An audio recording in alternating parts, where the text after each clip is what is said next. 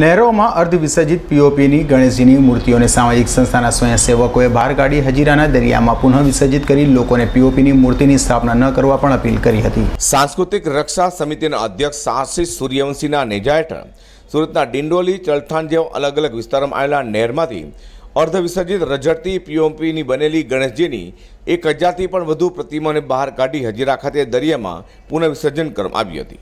આ કાર્યમાં ઉધના પાંડેસરા સાંસ્કૃતિક રક્ષા સમિતિના 100થી પણ વધુ સ્વયંસેવકોએ હાલ આશિષ સૂર્યવંશી સાથે સેવા આપી હતી।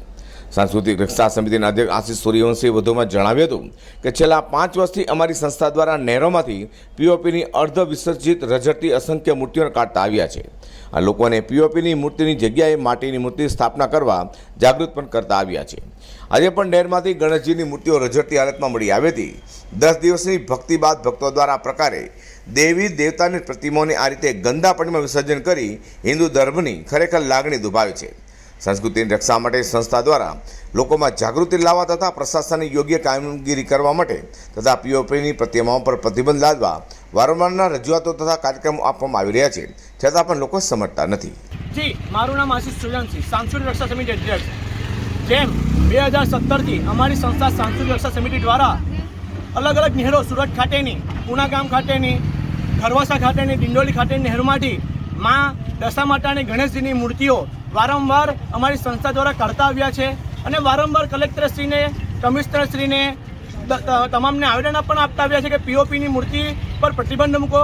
તેમ છતાં પણ પીઓપીની મૂર્તિનું વેચાણ પૂરજોશમાં ચાલે તેના આધારે આજે ડિંડોલી ખાતે નહેરમાં નહીં કરતા 1000થી પણ વધુ શ્રી ગણેશજીની મૂર્તિ અર્ધ વિસર્જિત હાલતમાં જોવા મળી। આપને જો વિડીયોમાં નિહાળીશું તો આપને ખ્યાલ આવશે કે જે મૂર્તિઓ જે ભક્તજનો દ્વારા મૂકવામાં આવી હતી એક ગટર જેવા પાણી, જ્યાં પાણી વહેતું જ નથી અને પાણી સ્ટોપ છે, નહીં કરતા 1 ફૂટથી પણ ઓછું પાણી હોય છે, એવા પાણીઓમાં શ્રી ગણેશજીની મૂર્તિઓ રજડતી હાલતમાં જોવા મળી અને તે અમારી સંસ્થાના 100થી વધુ યુવાઓ દ્વારા આજે મૂર્તિ તમામ કાઢી છે અને એ મૂર્તિઓ કાઢી હજીરા ખાતે દરિયામાં પૂર્ણ વિસર્જન કરવાના છે।